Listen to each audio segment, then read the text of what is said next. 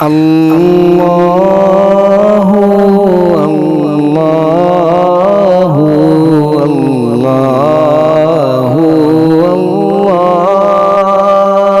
اللہ۔ منتظمین اور کارکنان جلسہ سب مبارکبادی کے لائق ہیں۔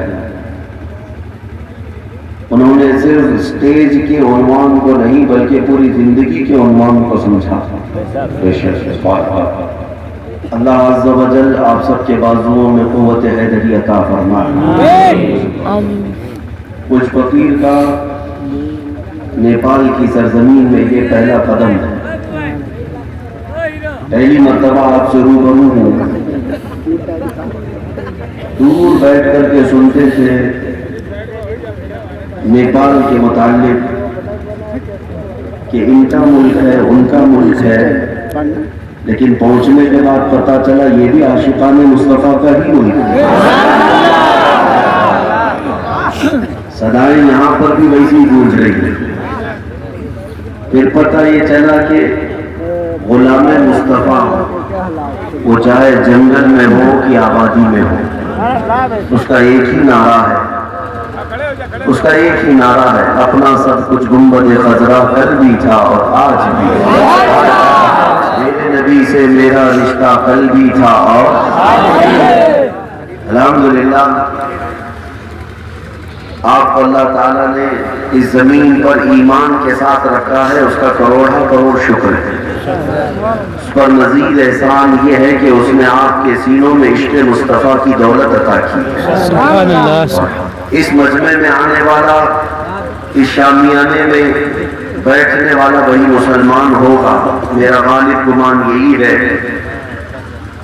کہ جو یہاں پر مجھ جیسے آدمی سے اگر کچھ سننے کے لیے آیا ہے تو کوئی دنیا داری نہیں، میرے مصطفیٰ کی باتیں سننے کے لیے آیا ہے۔ یقیناً رات کی یہ سخت ٹھنڈیاں لوگوں کے لیے ہر چیز سے زیادہ بستر عزیز ہوتا ہے۔ یہ وقت وہ ہوتا ہے جب لوگ بستروں میں لیکن عاشقوں نے ہر زمانے میں یہ بتایا ہے کہ نبی کے عاشقوں کو دیکھ کر اکثر طوفان بھی اپنا رخ موڑ لیا کرتے ہیں، سمندر بھی راستے دے دیا کرتا ہے اور درندے بھی فرما بردار ہو جاتے ہیں۔ عزیزان گرامی اوقات، میں آپ کے درمیان آ کر اس کو اچھا شگون بھی محسوس کرتا ہوں۔ اسے تو شگون تو ہمارے یہاں ہوتا نہیں ہے، بدشگونی اور نیک شگونی، لیکن میں اس معنی میں کہہ رہا ہوں کہ آتے ساتھ ہی آپ کے نیپال گنج سے تھوڑی دور قبل مجھ سے مسجد پاک کی بنیاد رکھی گئی۔ میرے ذریعے سے ایک مسجد کی بنیاد رکھوائی گئی۔ میں نے یہی محسوس کیا کہ جس ملک میں جا رہے ہیں، اگر ہمارا کام اللہ کے گھر کی بنیاد رکھ کر اور رات میں مصطفیٰ کی باتیں کر کے ہو تو انشاءاللہ العزیز اس سرزمین سے ایک بڑا انقلاب بھی آ سکتا ہے۔ آپ کے چہروں سے اور آپ کی آنکھوں سے انقلاب نظر آتا ہے، اس لیے کہ دنیا یہ سمجھ رہی ہے کہ محمد صلی اللہ علیہ وسلم کی امت سو گئی یا مر گئی، لیکن میرے عزیزوں، جب انہوں نے میرے نبی پاک کے نام کے ساتھ چھیڑ خانی کی ہے تو پھر غلامان مصطفیٰ نے یہ بتایا ہے کہ چنگاری دبی ہوئی ہے، جس دن یہ سلگ جائے اچھے اچھوں کے محلوں کو یہ خاک میں ملا سکتا ہے۔ الحمدللہ اللہ تعالیٰ آپ کے سینوں میں موجود عشق مصطفیٰ کو ہمیشہ سدا قائم رکھے۔ میں بات عرض یہ کرنا چاہتا ہوں میرے عزیزوں، زندگی کیا ہے؟ زندگی کس کے لیے؟ ہم کیوں جیتے ہیں؟ کیوں آئے ہیں؟ یہاں پر ہر کوئی صبح اٹھتا ہے اور شام کرتا ہے۔ کچھ لوگ اپنے کام و کاج میں پوری زندگی بتاتے ہیں، کچھ لوگ اپنے محلات بنانے میں، کچھ لوگ اپنی جائیداد بنانے میں، لیکن سمجھا کون ہے کہ یہ زندگی کس کے لیے تھی، کیوں آئے تھے اور کیوں چلے گئے؟ روز جنازے جاتے ہیں، روز بچے پیدا بھی ہوتے ہیں، یہ زندگیوں کا سلسلہ کس کے لیے ہے؟ یہ بات اگر سمجھنی ہو تو ایک عاشق صادق امام اہل سنت فاضل بریلوی سے سمجھنا ہو۔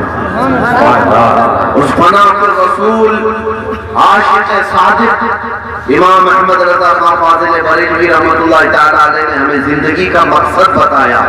اے مسلمانوں، زندگی کا مقصد کیا ہے جانتے ہو؟ زندگی کا مقصد کیا ہے سنو ان کی زبان میں، دہن میں زبان تمہارے لیے، بدن میں ہے جان تمہارے لیے، یا رسول اللہ ہم آئے یہاں تمہارے لیے، اٹھے بھی وہاں۔ اور مرشد گرامی حضور تاج الشریعہ بدر الطریقہ رحمۃ اللہ تعالیٰ نے فرماتے ہیں زندگی کے نہیں ہے کسی کی کسی کے لیے، زندگی ہے نبی کی نبی کے لیے، نہ سمجھ مرتے ہیں زندگی کے لیے، ارے جینا مرنا ہے سب کچھ۔ اب سمجھ میں آیا زندگی کا مقصد کیا ہے؟ حضور کی رضا کے لیے، ان کے پیچھے چلنے کے لیے ہمیں بھیجا گیا ہے۔ حضور پاک صلی اللہ تعالیٰ علیہ وسلم کے طریقے کو چھوڑو گے تو پھر زندگی نہیں، یہ چلتی پھرتی لاشیں ہیں، صرف یہ سارے مردے لوگ ہیں جو نبی پاک کے پیچھے نہیں چلتے۔ انہی کو تو قرآن نے کہا اِنَّكَ لَا تُسْمِعُ الْمَوْتَىٰ، اے رسول ان مردوں کو آپ نہیں سنا سکتے، جو آپ کے پیچھے نہیں چلتے ہیں وہ مردے ہیں، اور جو حضور کے پیچھے چل کر ہزار ٹکڑوں میں بھی تبدیل ہو جائے، چاہے وہ کربلا کے میدان میں ہو کہ بدر و احد کے میدان میں ہو، قرآن کہتا ہے حضور کے پیچھے چلنے والا مر کر کے بھی زندہ ہی کہلاتا۔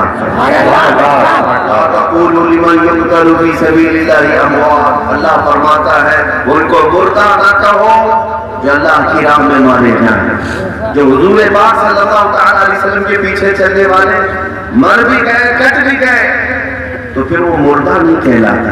عزیزان اکرام، میں ایک بات یہاں پر بتانا چاہتا ہوں، اس کی وضاحت۔ ظاہر سی بات ہے ابھی جس طرح سے علماء کرام نے بھی میرے تعارف میں کہا یا آپ کے درمیان یہ باتیں مشہور کی کہ ہندوستان کی سرزمین سے ایک پاکھنڈی میرے نبی کی شان میں بھونک رہا تھا، گستاخیوں پر گستاخیاں کر رہا تھا۔ اس وقت ہم نے اسے ایک چیلنج دیا تھا، یہ تقریباً بچوں کو بھی پتا ہو گیا، جانتے ہیں۔ اس بلد الزنا کو ہم نے اس کام کے لیے بلایا تھا کہ تم آگ میں آ جاؤ، یہ آخری فیصلہ تھا، دیکھا جائے کہ کس کا ایمان مضبوط ہے۔ لیکن میں وہ واقعہ نہیں عرض کر رہا تھا، کافروں کو تو پہلے سے مبعوث ہونا ہے اور ہو کر رہے ہیں، وہ کبھی اہل حق کے سامنے نہ آ سکے اور نہ قیامت تک آئیں گے، قیامت تک نہیں آئیں گے۔ آج بھی ہم اس چیلنج پر برقرار ہیں، آج بھی الحمدللہ، بلکہ ان 6 مہینوں میں تو اتنی تبدیلی آ گئی ہندوستان کے خطے میں۔ میں ایک پکارنے کے لیے نکلا تھا لیکن اب ہر گلی کا بچہ یہ چیلنج دینے کے لیے تیار ہے۔ مسلمانوں میں اتنا ایمان ہے، 8 سال کا بچہ بھی پکار کر اسے کہتا ہے میں بھی آگ میں کودنے کو تیار ہوں۔ کیوں؟ اس لیے کہ ہماری مائیں صرف دودھ نہیں ایمان بھی پلاتی۔ میں یہ بات عرض کرنا چاہ رہا ہوں وہ یہ ہے کہ چند لوگ جو شک اور وسوسے کی بیماری میں مبتلا رہتے ہیں، انہوں نے ہم سے کہا تھا کہ مولانا یہ کیسے ہو سکتا ہے، آپ خودکشی کی بات کر رہے ہیں۔ ٹھیک ہے آپ نے اس کو للکارا، لیکن کیا آپ آگ میں کودیں گے؟ کیا یہ خودکشی نہیں ہے؟ آگ میں کود کر کے جان دینا یہ خودکشی ہے، آتم ہتیا ہے، سوسائڈ ہے۔ اسلام نے اس کو حرام قرار دیا، جائز نہیں ہے۔ اگر اس طرح سے ہونے لگ جائے تو پھانسی پر لگ کر کے مرنا، پانی میں ڈوب کر کے مرنا، چھت سے کود کر کے مرنا سب کے لیے جائز ہو جائے گا۔ آپ آگ میں کود کر کے یہ خودکشی والی بات کیوں کر رہے ہیں؟ توجہ چاہتا ہوں، میں ان کا جواب دیتا ہوں۔ دیا جا چکا تھا، ہمارے علماء نے سب جواب دیا، لیکن موضوع سے متعلق تھی بات اس لیے میں نے چھیڑ دیا۔ انہیں صرف اتنا پتا چلا کہ آگ میں کود رہے ہیں۔ میرے عزیز، تم نے کمپیئر کیا ہمیں ان نامراد عاشقوں سے کہ جو کسی محبوبہ اور معشوقہ کے نام پر آتم ہتیا کرتے ہیں، یہاں بات کسی مجازی عشق کی نہیں تھی، کائنات کے دولہ محمد رسول اللہ صلی اللہ علیہ وسلم کی بات تھی۔ اور آپ صاحب ہمیں یہ کہتے ہیں کہ آگ میں کودنا یہاں پر خودکشی ہوگی، خودکشی نہیں۔ سنو تاجدار اہل سنت شہزادہ اعلی حضرت مفتی اعظم ہند کیا فرماتے ہیں، میں نے تو ایک بار پکارا تھا کہ ہم آگ میں کود جائیں گے، لیکن ہمارے آقا و مولا مفتی اعظم ہند کہتے ہیں یہ ایک جان کیا ہے اگر ہو کروڑوں، یہ ایک جان کیا ہے اگر ہو کروڑوں، یا رسول اللہ تیرے ناموں پہ سب کو وعدہ کروں۔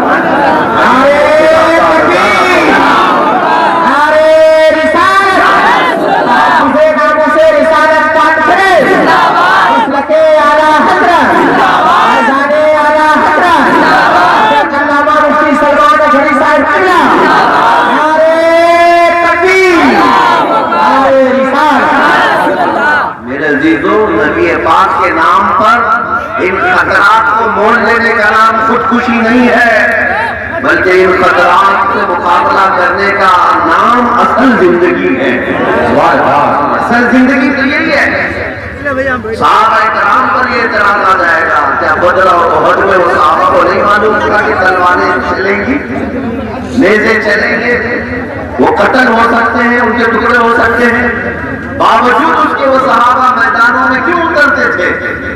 حضور پاک صلی اللہ علیہ وسلم کے ایک صحابی ہیں حضرت ابو قتادہ رضی اللہ عنہ، احد کے میدان میں حضور کے دفاع میں، رسول اللہ کے ڈیفنس میں سامنے کھڑے رہے، اور کافروں کی طرف سے جب تیر چلتے تھے، سن سن سن تیروں کی بوچھار سب ان کے جسم پر آ کر لگتے تھے، ایک دو نہیں، حضرت ابو قتادہ کے پورے جسم پر 80 تیر لگ گئے تھے، 80 تیر لگے، لیکن وہ ہٹنے کو تیار نہیں، اگر ہٹوں گا تو تیر نبی پاک کا چلا جائے گا۔ یہ حضور پاک صلی اللہ علیہ وسلم کی دفاع، ڈیفنس، اور اتنا ہی نہیں، ایک تیر آیا سیدھے ان کی آنکھ میں چلا گیا، آنکھ کی پتلی باہر آ گئی، آنکھ کا ڈھیلا نکل آیا، لیکن کمال تو دیکھو اس صحابی کو کہ اس کے باوجود بھی وہ ہٹنے کو تیار ہے۔ پاک صلی اللہ تعالیٰ علیہ وسلم کی حفاظت کے لیے زمین سے جمے ہوئے کھڑے ہیں۔ خود میرے آقا صلی اللہ تعالیٰ علیہ وسلم نے انہیں بلایا، ابو قتادہ ادھر آ جاؤ، اور اپنے ہاتھ سے ان کی آنکھ کو اندر کیا اور اپنا لعاب پاک لگایا، آنکھ درست ہوئی۔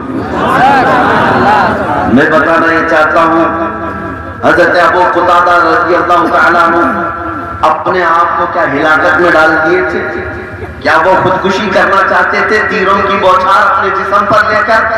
نہیں، بلکہ وہ دنیا کو بتانا چاہتے تھے جو مصطفیٰ کی محبت میں لیا جاتا ہے زخم، وہ زندگی کا اور بندگی کی ضمانت لے کر آتا ہے اور زندگی کو عروج پر پہنچاتا ہے۔ یہی تو بات ہے میرے عزیزوں، آپ نے فرق نہیں سمجھا، فرق نہیں سمجھا۔ چوری کے کیس میں اندر جانا اور ہے، محبت مصطفیٰ میں جانا اور ہے۔ دونوں کو ایک ساتھ موازنہ کبھی نہ کرنا۔ ایک آدمی ہے فتنہ و فساد کر رہا تھا شہر میں، اور پولیس نے کرفیو لگایا، ڈنڈے مارے، پولیس کے ڈنڈے کھا کر کے ہڈیاں ٹوٹی، یہ الگ مسئلہ ہے، لیکن میرے آقا کی شان میں لبیک کا نعرہ لگا کر کے ہڈیاں توڑ لیا، یہ الگ مسئلہ، الگ مسئلہ ہے۔ دونوں کو تم کمپیئر مت کرنا، ایک طرح کا قیاس مت کرنا۔ ایک دنیا میں زخم کھاتا ہے تو اسے زخمی کہا جاتا ہے، لیکن نام مصطفیٰ پر جو زخم کھاتا ہے اسے بلال حبشی کہا جاتا ہے، اسے بلال حبشی کہا جاتا ہے۔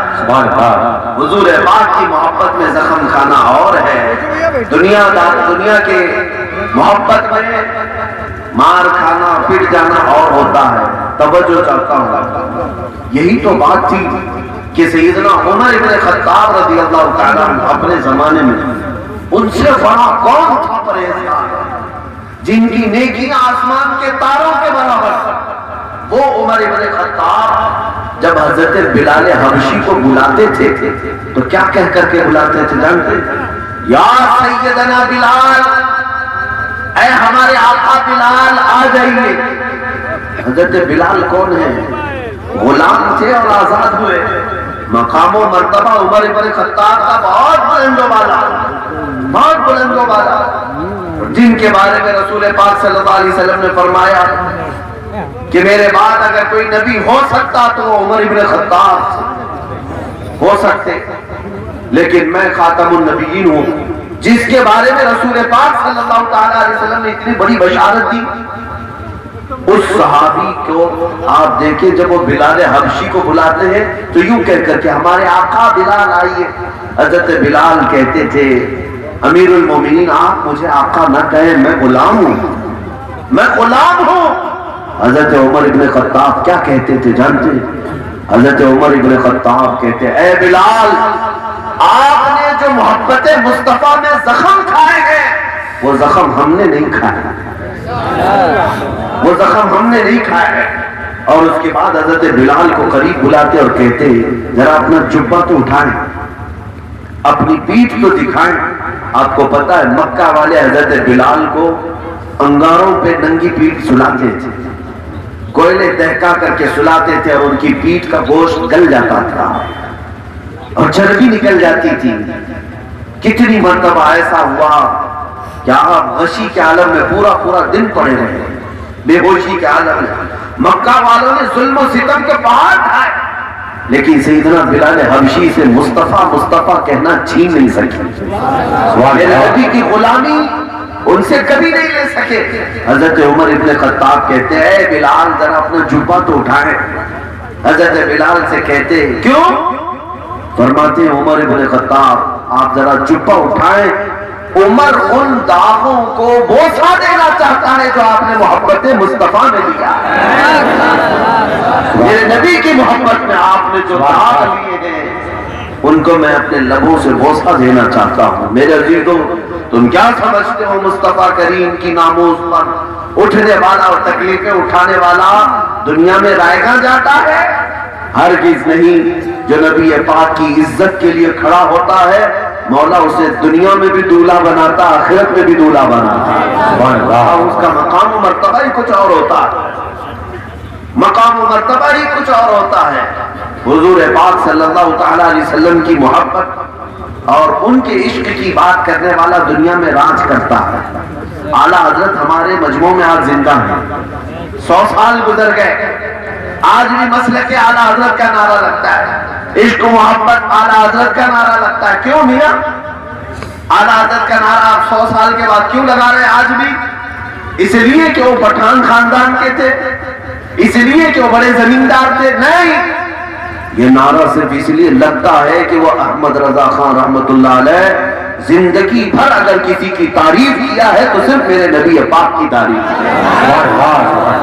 ہمیشہ یہ کہتے تھے کرو مدح اہل دول رضا، بڑے اس بلا میں میری بلا، میں گدا ہوں اپنے کریم کا، میرا دین پارا امام ہے۔ عزیزہ نگراں وقار جس نے پوری زندگی بھر قلم چلایا نبی پاک کی تعریف میں وہ آج بھی زندہ ہے، آج بھی زندہ ہے ہمارے مجموع میں۔ بلکہ یہ یقین کے ساتھ سمجھ کے چلو قیامت اگر نہیں آئی اور 500 سال دنیا چلتی رہی تب تک بھی اعلیٰ حضرت کا نام چلتا رہے گا۔ کیوں؟ عشق رسالت معاب میں جو فنا ہوتا ہے وہ ہمیشہ کے لیے باقی رہ جاتا ہے۔ بے نشانوں کا نشان مٹتا نہیں، مٹتے مٹتے نام ہو ہی جائے گا۔ عزیزان کرام وقار میں آپ کو ایک بات بتا دوں، ایک یہودی کے گھر میں، یہودی کا گھر ہے، ماں باپ کٹر یہودی ہیں اور اس کا ان دونوں کا ایک جوان بیٹا حضور پاک صلی اللہ تعالی علیہ وسلم کے پاس سے گزر رہا تھا مسجد نبوی، ایک جھلک دیکھا، کھڑا ہو گیا، دل سے چاہنے لگا کہ یہ کتنی پیاری صورت ہے، اتنا حسین چہرے والا جھوٹا نہیں ہو سکتا۔ باہر کھڑے کھڑے میرے نبی پاک کے کلمات سنتا رہا، دل میں اتارتا رہا، گھر چلا گیا، طلب بڑھ گئی، طلب بڑھ گئی، دوسرے دن پھر آتا کھڑکی سے کھڑے ہو کر سنتا تھا، روز کی اس کی عادت سی بن گئی۔ تھا تو یہودی گھر سے، یہودی خاندان سے، ماں باپ کو جب پتا چلا کہ ہمارا بیٹا چھپ چھپ کر کے محمد کی باتیں سنتا ہے تو باپ نے سختی کرنا شروع کر دیا، پکڑ کر کے 1-2 بار مارا بھی، اور اس کے بعد گھر میں پابندی بھی لگا دیا کہ آج کے بعد سے تو اس طرف جا نہیں سکتا۔ پھر وہ چھپ چھپ کر کے جب بھی جاتا پکڑ کر کے لایا جاتا، مارا جاتا۔ ایک وقت ایسا آیا کہ باپ نے زنجیریں باندھ کر کے گھر میں قید کر دیا۔ باپ بھی یہودی ہے، ماں بھی یہودن ہے۔ بیٹا حضور پاک صلی اللہ علیہ وسلم کو صرف ایک آنکھ دیکھنے کے لیے گھر سے اپنے ادھر ادھر سے نکل کر چھپ چھپا کر حضور کو دیکھنے کے لیے نکل پڑتا تھا۔ اخیر وقت میں ایسا بھی آ گیا کہ باپ نے قیدی بنا دیا، زنجیریں باندھ دی۔ لیکن میرے عزیزوں، عشق مصطفیٰ کی یہ لازوال دولت جس کے سینے میں آتی ہے، وہ بغیر مصطفیٰ کے دیدار کے بیمار ہونا شروع ہو جاتا ہے۔ اس نوجوان کے ساتھ یہی ہوا کہ وہ بیمار ہونے لگ گیا۔ باپ کو بھی رحم نہیں آیا، ماں کو بھی رحم نہیں۔ اس کی بیماری دیکھتے رہے لیکن اس کو آزاد نہیں کرتے تھے۔ اس کو اگر چھوڑیں گے تو یہ ہمارا دین چھوڑ دے گا،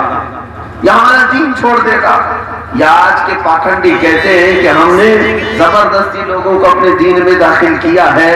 انہیں پتہ نہیں اگر حضور پاک ایک بار اپنے چہرے سے حجاب ہٹا دے تو پوری دنیا مسلمان ہو۔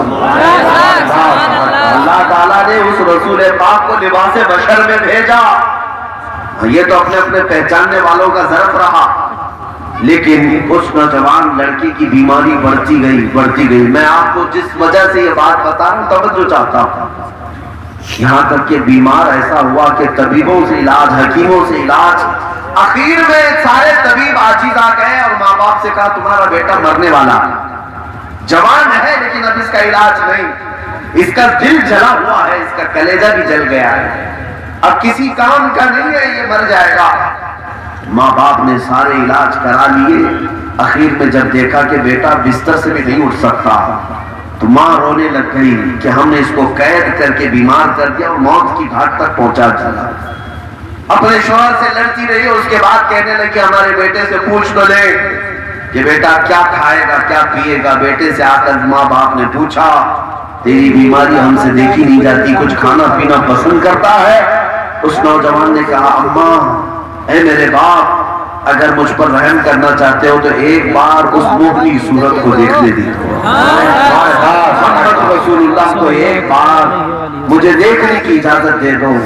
جب اس حالت میں بھی وہ دیدار مصطفیٰ کی طرف رکھنے لگا تو ماں کا دل پسیج گیا، باپ بھی سوچنے لگا ویسی دنیا سے جا رہا ہے میرا لال، ایک بار دکھائی دیتا ہوں۔ گیا دوڑ کر، میرے آقا صلی اللہ تعالیٰ علیہ وسلم مسجد نبوی میں بیٹھے تھے، آ کر کے باپ نے کہا میرا اکلوتا نوجوان آپ کی محبت میں نہ جانے کیسے فدا ہوا، وہ مرنے کے قریب آ گیا ہے، ایک بار آپ کو دیکھنا چاہتا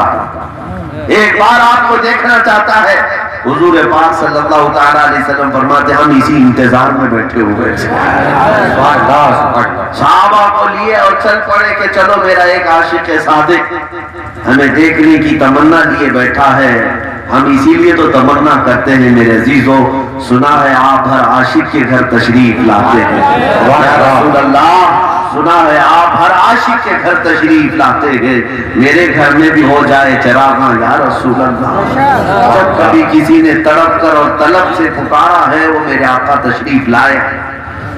نبی رحمت صلی اللہ تعالیٰ علیہ وسلم پہنچے، جس گھر میں پہنچے میرے آقا وہ بستر کا ایسا مریض تھا کہ آخری سانسیں لے رہا تھا، اور یہ فجر کے بعد کا وقت، چاشت کا وقت جس کو ناشتے کا وقت کہتے ہیں، ناشتے کا وقت، یہ صبح کا وقت تھا۔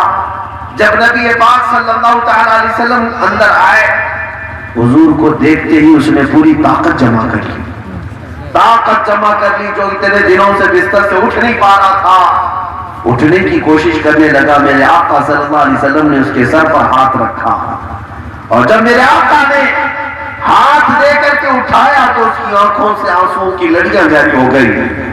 جو محبت میں تڑپتا تھا اس چہرے کو سامنے دیکھا، نبی پاک صلی اللہ تعالیٰ علیہ وسلم نے فرمایا اے میرے عزیز دیر کس بات کی، کیا اب بھی تو کلمہ نہیں پڑھے گا؟ اس بندے نے فوراً کلمہ طیبہ پڑھنا شروع کیا، اب تک ایمان نہیں لایا تھا کیونکہ باپ بھی یہودی تھا، ماں بھی یہودی تھی۔ کلمہ طیبہ پڑھا۔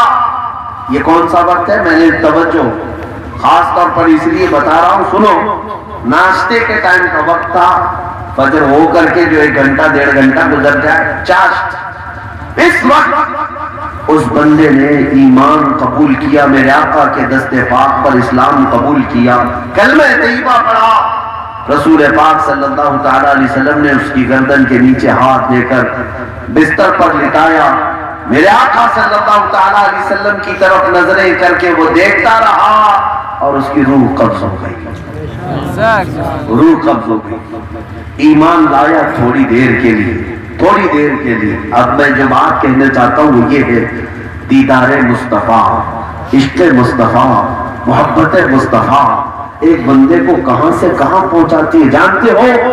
وہ ناشتے کے وقت ایمان لایا اور چند منٹوں کے بعد دنیا سے چلا گیا، لیکن جب مقامات لکھے گئے تو کہا گیا وہ صحابی رسول ہے، غوث سے بھی اعلیٰ ہے، پورے دنیا کے غوث کا بھی مقام وہاں تک نہیں پہنچ سکتا جہاں ایک صحابی کا گھوڑا دوڑتا ہے، صحابی کا مقام، اور پوری زندگی میں ایک نماز کا وقت بھی نہیں آیا۔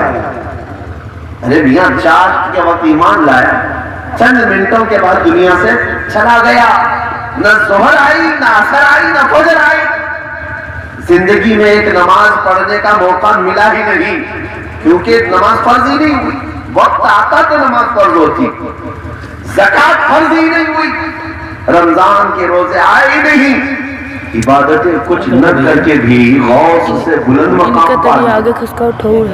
سرکار غوث سیدنا عبد القادر جیلانی رضی اللہ تعالیٰ عنہ سے پوچھا گیا تھا کہ آپ کا مقام بلند ہے یا صحابہ کا مقام؟ حضرت غوث پاک سیدنا عبد القادر جیلانی کیا فرماتے جانتے ہیں؟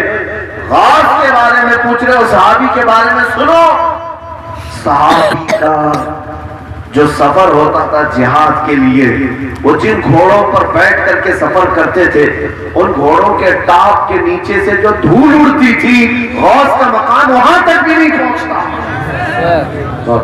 وہاں تک بھی نہیں پہنچتا۔ صحابی کی بات کر رہے ہو، میرے آقا صلی اللہ تعالی علیہ وسلم کے وہ صحابی بن گئے۔ آج جو میں بات عرض کرنا چاہتا ہوں میرے عزیزوں، بتاؤ وہ نوجوان جس کی ماں یہودن باپ یہودی اور ایمان لایا، تھوڑی ہی دیر میں دنیا سے وفات بھی پا گیا، نہ نماز پڑھنے کا وقت ملا، نہ روزے رکھنے کا وقت ملا، نہ کوئی چیز فرض ہوئی، لیکن مقام صحابیت کو پہنچایا، مقام غوثیت سے بھی بلند۔ آخر وہ کون سا ذریعہ ہے جو اس بندے کو وہاں تک پہنچایا؟